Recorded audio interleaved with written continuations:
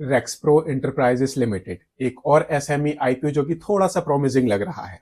जानते हैं इस कंपनी के बारे में एंड इसके आने वाले आईपीओ के बारे में। कहीं मत जाइए, चैनल को सब्सक्राइब कर लीजिए। सबसे पहले जानते हैं इस कंपनी के बारे में। रेक्सप्रो एंटरप्राइजेस लिमिटेड ये कंपनी एक महाराष्ट्र बेस्ड कंपनी है। 2012 से इस बिजनेस में है एंड ये कंपनी डिफरेंट वेराइटीज के ऑफिस एंड कॉर्पोरेट फर्नीचर की मैन्युफैक्चरिंग करती है एंड उस फर्नीचर को ये कंपनी अपने कॉर्पोरेट क्लाइंट्स को बेचती है, अपने इंस्टीट्यूशनल क्लाइंट्स को बेचती है। आई मीन आपके और मेरे जैसे लोग सीधे जाकर इस कंपनी के प्रोडक्ट्स को नहीं खरीद सकते बिकॉज उसका हमको कोई यूज ही नहीं होगा। बेसिकली जो इस कंपनी का फर्नीचर है, जो इस कंपनी के प्रोडक्ट्स हैं, वो बिजनेसेस में यूज होते हैं, वो एजुकेशनल इंस्टीट्यूशंस के अंदर यूज होते हैं। उनका यूज जो ये फैशन आउटलेट्स होते हैं वहां पर यूज होता है इनका, इलेक्ट्रिक आउटलेट्स होते हैं वहां पर इनका यूज होता है, एफएमसीजी आउटलेट्स होते हैं वहां पर इनका यूज होता है एंड जो बड़े बड़े वेयर हाउसेज होते हैं वहां पर भी इस कंपनी का फर्नीचर यूज होता है।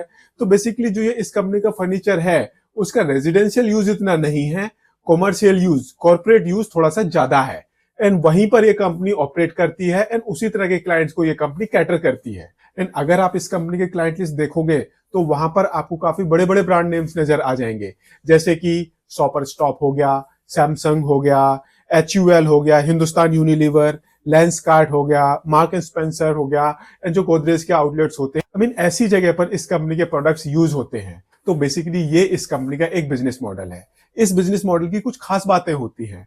आई मीन ये कंपनी B2B सेगमेंट में ऑपरेट कर रही है एंड अगर कोई कंपनी B2B सेगमेंट में ऑपरेट करती है एंड उस कंपनी के प्रोडक्ट्स में दम नहीं है तो माइंडेड वो कंपनी अपने प्रोडक्ट से ज्यादा मार्जिन बिल्कुल भी वसूल नहीं कर सकती बिकॉज जो ये इस तरह की कंपनी के क्लाइंट्स होते हैं वो काफी ज्यादा इन्फॉर्म्ड कस्टमर्स होते हैं एंड अपना बाइंग डिसीजन लेने से पहले 10 जगह एनालाइज करते हैं एंड जो उनको बेस्ट लगता है, कॉस्ट इफेक्टिव लगता है, वहां पर वो लोग जाते हैं। तो जब भी आपका इस तरह का कस्टमर बेस होता है तो वहां पर आप ज्यादा मार्जिन बिल्कुल भी वसूल नहीं कर सकते। हाँ, आपका वॉल्यूम बहुत ज्यादा बढ़ जाता है जिससे जो आपके प्रॉफिट का क्वांटम होता है वो बढ़ जाता है, मार्जिन्स नहीं बढ़ते। एंड जो ये कंपनी है, इस कंपनी ने अपने प्रोडक्ट्स को कुछ कैटेगरी वाइज डिवाइड करा हुआ है। जैसे कि इस कंपनी की जो रेवेन्यू है अप्रोक्सीमेटली 63.78% रेवेन्यू आती है रिटेल सेगमेंट वाले क्लाइंट से, 14.50% रेवेन्यू आती है इस कंपनी की POSM किस्कोज वाले फर्नीचर से, 1.95% रेवेन्यू आती है इस कंपनी के इंफ्रास्ट्रक्चर से, इंफ्रास्ट्रक्चर वाले सेगमेंट से, 6.11% रेवेन्यू आती है इस कंपनी की इंस्टीट्यूशनल एंड एजुकेशनल फर्नीचर से। आई मीन वो फर्नीचर जो स्कूल्स में यूज होता है एंड बड़े बड़े इंस्टीट्यूशंस में यूज होता है। 12.78% रेवेन्यू आती है इस कंपनी के वेयर हाउसिंग वाले फर्नीचर से एंड लेस देन 1% रेवेन्यू आती है इस कंपनी अदर सेगमेंट से। सो अब ये इस कंपनी का एक प्रोडक्ट का सेगमेंट बाइफर्केशन हो गया।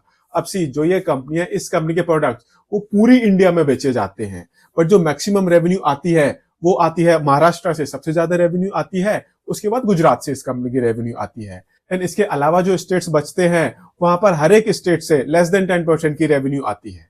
ऐसे ही जो ये कंपनी है, इस कंपनी का बहुत बड़ा कस्टमर बेस है एंड यही रीजन है जो इस कंपनी के टॉप 5 क्लाइंट्स हैं वहां से अप्रोक्सीमेटली 46% रेवेन्यू आती है एंड अप्रोक्सीमेटली 65% रेवेन्यू आती है टॉप 10 कस्टमर से। तो ये जो इस कंपनी का क्लाइंट कॉन्सेंट्रेशन है एक एसएमई कंपनी के हिसाब से काफी बढ़िया है। अब सी ये एक कंपनी है, अपना आईपीओ लेकर आ रही है एंड जो इस तरह का इवेंट होता है वो किसी भी कंपनी के लिए एक लाइफ चेंजिंग इवेंट होता है। तो वहां पर जो कंपनी की मैनेजमेंट होती है, जो एम्प्लॉयज होते हैं, वो अपना सब कुछ कंपनी के अंदर लगा देते हैं ताकि कंपनी का जो आईपीओ है वो सक्सेसफुल हो। जैसे कि कंपनी सब कुछ ट्राई करती है जिसकी वजह से कंपनी की रेवेन्यू बढ़े, उस कंपनी की प्रॉफिटेबिलिटी बढ़े एंड आईपीओ सक्सेसफुल हो। ये सब कुछ भी हमें इस कंपनी के केस में नजर आ रहा है। आई मीन सी अगर आपको रेवेन्यू बढ़ानी है, प्रॉफिटेबिलिटी बढ़ानी है तो आप क्या करोगे? आप अपने कस्टमर्स के पास जाओगे हाथ जोड़कर, सर कुछ एक प्रोडक्ट्स हैं ले लो, हमारा आईपीओ आ रहा है, सक्सेसफुल हो जाएगा। तो कस्टमर्स आपसे वो प्रोडक्ट्स ले लेते हैं बट यहां पर वो लोग आपको पैसे ऑन द स्पॉट नहीं देते, वो आपसे क्रेडिट पीरियड नेगोशिएट करते हैं। इससे क्या होता है, इससे जो आपके डेटर से कलेक्शन पीरियड होता है वो इंक्रीज हो जाता है। अब सी ये तो हो गई रेवेन्यू बढ़ाने की टेक्निक। अब अगर आपको सामान बेचना है तो सामान आपके पास होना भी चाहिए ना। ये कंपनी फर्नीचर की मैन्युफैक्चरिंग करती है तो कंपनी के पास फर्नीचर का स्टॉक होना चाहिए। तो उसके लिए कंपनी क्या करेगी, जो कंपनी के वेंडर्स हैं उनसे सामान परचेज करेगी, मैन्युफैक्चरिंग करेगी। तो यहां पर क्या होता है, आपके जो क्रेडिटर्स होते हैं वो बढ़ जाते हैं because most of the cases में अगर आप किसी को बिजनेस देते हो, ज्यादा बिजनेस देते हो तो वो बंदा आपको क्रेडिट पीरियड देने को रेडी हो जाता है। जैसे कि आप अपने डेटर्स को दे रहे हो, आप अपने कस्टमर्स को दे रहे हो, ऐसे ही जो आपके वेंडर्स हैं वो भी आपको क्रेडिट पीरियड दे देते हैं। तो इससे क्या होता है, जो आपका एवरेज पेमेंट टाइम होता है वो बढ़ जाता है। नाउ अब आपको सामान बेचना है, बहुत सारा सामान बना लिया, तो कई बार ऐसा भी होता है दैट आपके पास बहुत सारा स्टॉक अकोमुलेट हो जाता है।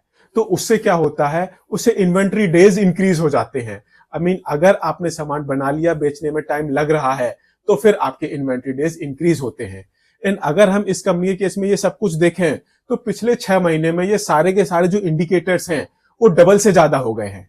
दैट मीन्स इस कंपनी ने अपना लेवल बेस्ट ट्राई किया है कि रेवेन्यू बढ़े, प्रॉफिटेबिलिटी बढ़े एंड कंपनी का आईपीओ सक्सेसफुल हो। ये जो बात मैंने आपको बताई है, शायद आपको बहुत कम केसेस में पता चलेगी किसी डिफरेंट सोर्सेस से। अब एक काम करते हैं, अब बात करते हैं एक ऐसे पॉइंट की जो कि हमने पिछले वीडियो में डिस्कस किया था।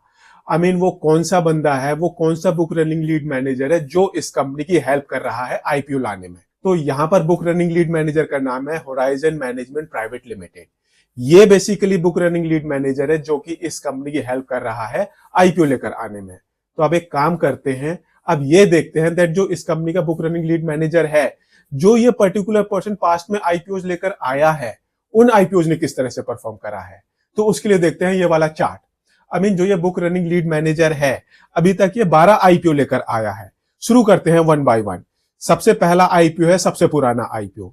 इस आईपीओ की एक किस्म से डिस्काउंट पर लिस्टिंग हुई है, दूसरे आईपीओ की भी डिस्काउंट पर लिस्टिंग हुई है, तीसरे आईपीओ की भी डिस्काउंट पर लिस्टिंग हुई है, चौथा आईपीओ थोड़ा सा प्रीमियम पर लिस्ट हुआ है।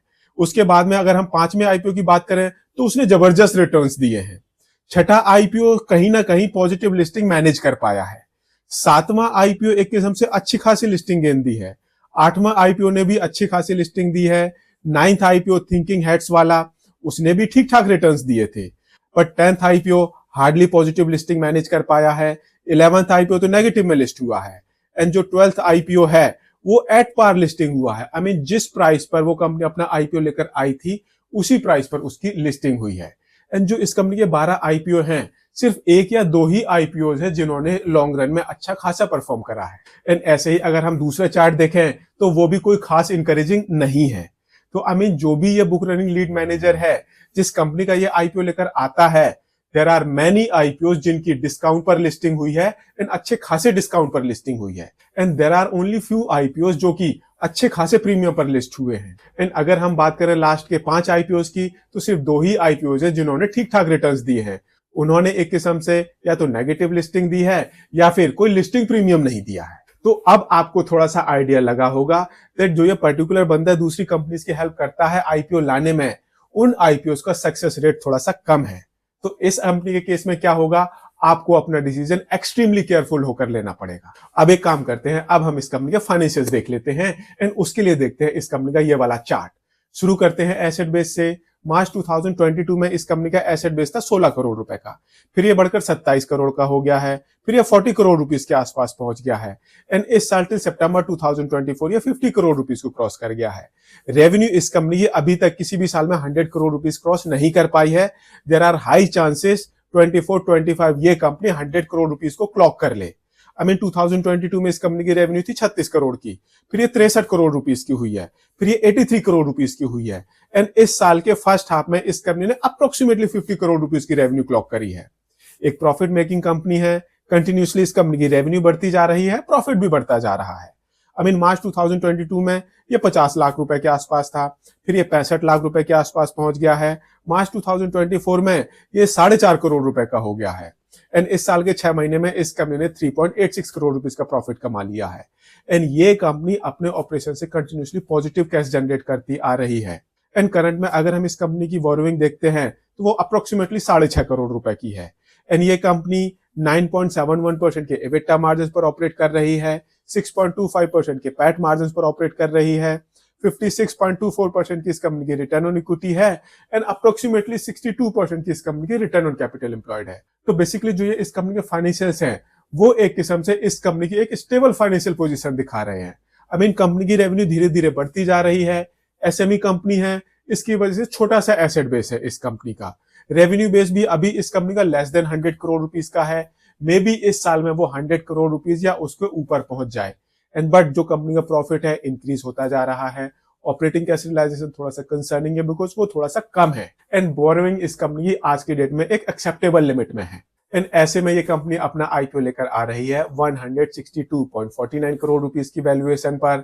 53.65 करोड़ रुपीस का इस कंपनी का इशू साइज है। 47.13 करोड़ रुपीस का इस कंपनी का फ्रेश इशू है।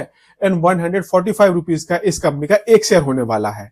1000 शेयर्स का लॉट साइज है, तो आपकी जो मिनिमम इन्वेस्टमेंट होगी ये होगी 1,45,000 रुपए की। 22 जनवरी को आईपीओ ओपन होगा, 24 जनवरी को आईपीओ क्लोज हो जाएगा एंड 29 जनवरी को इस कंपनी की लिस्टिंग होगी। एंड इस आईपीओ के थ्रू जो भी पैसे इस कंपनी के पास आएंगे उन पैसों को ये कंपनी यूज करने वाली है। कुछ इक्विपमेंट्स परचेज करेगी, कुछ पैसे ये कंपनी अपनी वर्किंग कैपिटल की मैनेजमेंट के लिए यूज करेगी, कुछ पैसे ये कंपनी में भी कुछ कंपनीज को एक्वायर कर ले एंड थोड़े से पैसे ये कंपनी यूज करेगी जनरल कॉर्पोरेट पर्पसेस के लिए। तो बेसिकली जो इस कंपनी का आईपीओ है इसकी वजह से जो इस कंपनी की फाइनेंशियल परफॉर्मेंस है एंड जो ऑपरेटिंग परफॉर्मेंस है दोनों इंप्रूव होने वाली है। तो फिर क्वेश्चन आता है क्या आपको इस कंपनी के आईपीओ को सब्सक्राइब करना चाहिए या नहीं। तो यहां पर शायद अब तक आपको ये क्वेश्चन का आंसर मिल जाना चाहिए बिकॉज सी जो पार्टी इस कंपनी का आईपीओ लाने में हेल्प कर रही है वहां पर सक्सेस रेट थोड़ा सा कंसर्निंग है। ये तो हो गया पहला कंसर्निंग पॉइंट। दूसरा आप ये देखो पास्ट में कौन सी फर्नीचर बनाने वाली कंपनी का आईपीओ आया है एंड वो अभी किस तरह से परफॉर्म कर रहा है। तो एक स्टैनली नाम से कंपनी है जिसका आईपीओ आया था, जबरदस्त सब्सक्रिप्शन मिला था, अच्छी लिस्टिंग हुई थी, बट उसके बाद उस कंपनी का जो शेयर है वो काफी नीचे आ गया है। एंड नॉर्मली हमको पता है दैट जो ये कंपनियां होती हैं जो ये अपना आईपीओ लेकर आ रही होती हैं, लिस्टिंग डे के टाइम पर आपको जो प्रॉफिट मिल गया तो ठीक है, या फिर आपके पास थोड़े से चांसेस होते हैं एक महीने के अंदर कुछ प्रॉफिट कमाने के। उसके बाद लॉन्ग रन में अगर आप उस आईपीओ से पैसे कमा पाओ इसके चांसेस बहुत कम होते हैं।